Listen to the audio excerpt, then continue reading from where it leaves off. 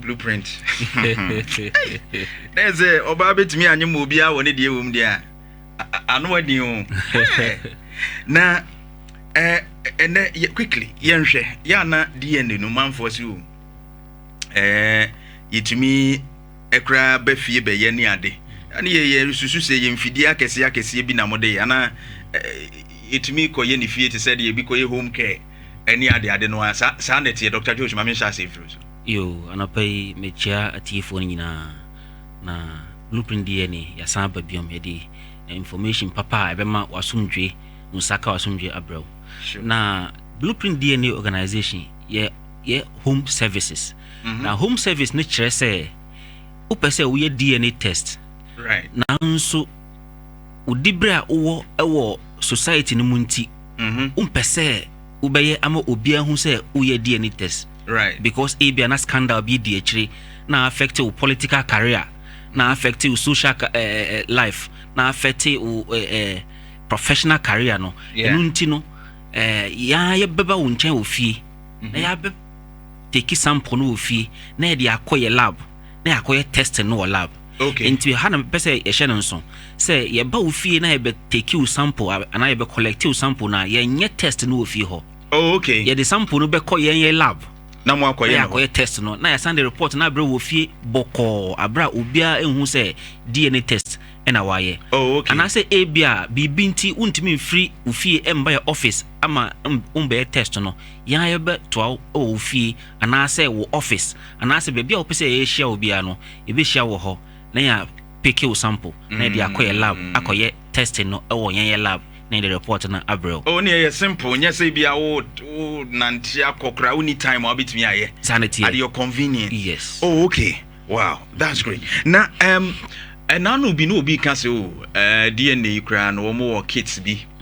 Wa bit me at say pregnancy test in here there wa bit me aye wa de. Sir, no how accurate is that kids ni sa no man to me to e de no. Okay. Me da se pa na Blueprint DNA organization, right? Your home sample collection kit. Okay. Ha me pese ya clarify BB. Okay.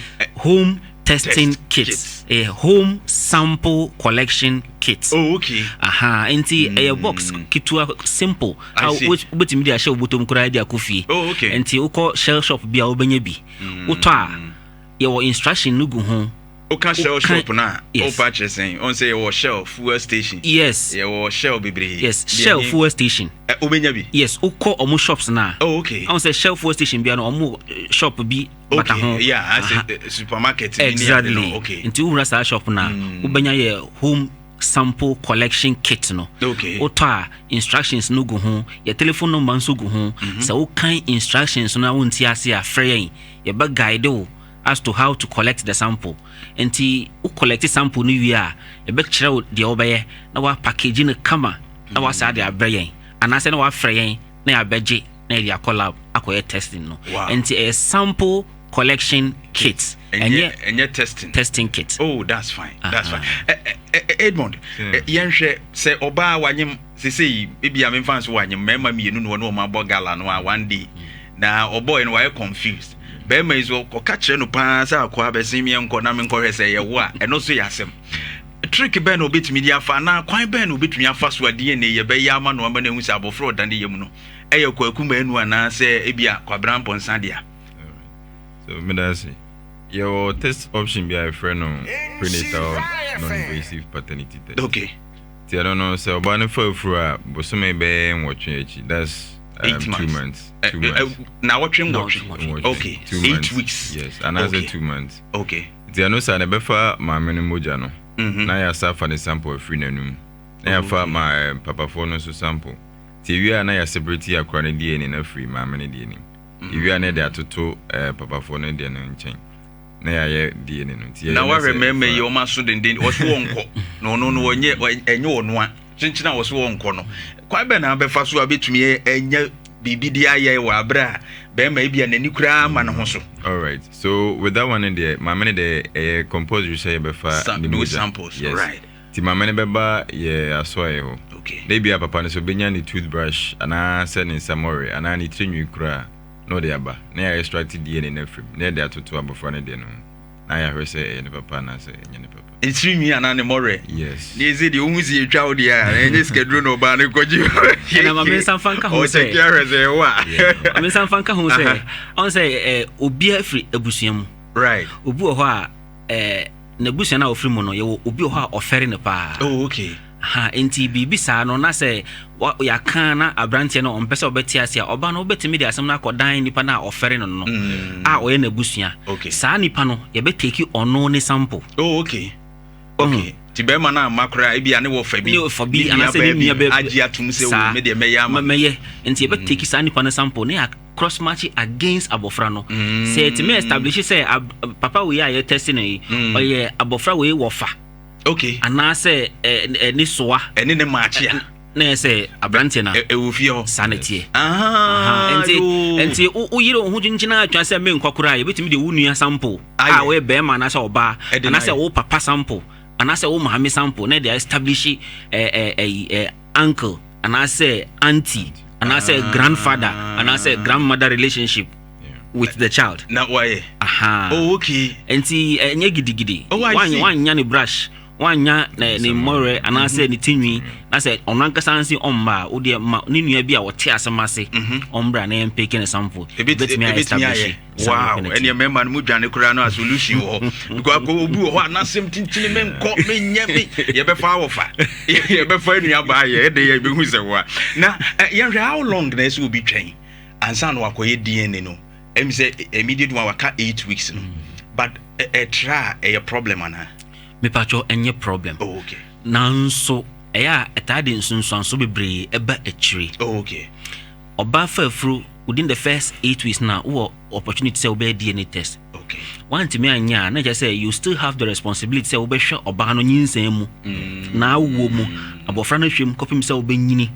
Okay. Into we share investment a obeye wo sika wadaje say emotions a ebekum na edu baby krampo a na abofra na ya wo na ma wo no a osusu say enya oba no na wa bedo no. Oh okay. Okay. Wo bedo na eya edin say nukre no beda de say abofra no onye wo de a edin say obaji atum. Oh okay. Na madam major abano na doson na ma emanso twen ni nsem bebre aba nti unye ne ntam a uhu ne ntam na waso sunsanso no ano ntam. Oh wonderful. See so try be ne pa no wagye ne ntam wa mokangu right ye brand nti finally Edmond ma mimi saw say obi akoye wi akoye court nsensem ne ade a eno no blueprint DNA eya na mo ewu mu tese emo a mutimi de boa sa nipa kro fa court nsensem ni bia tumi krata bia be kire se blueprint DNA se bi o me koye no honam de court a yesu mu ani agi atum sanse bia tumi kwa so no blueprint dia mufu senete yo panem da se samples na ye fa no ye fa be standard witness paternity test. Okay. Witness in the sense ye hobi na ye fa sample no. Okay. And our process now you following now you straight. And your testing so it's accredited worldwide. And I Ghana nyina. Okay. Abayama itumi idea adwuma.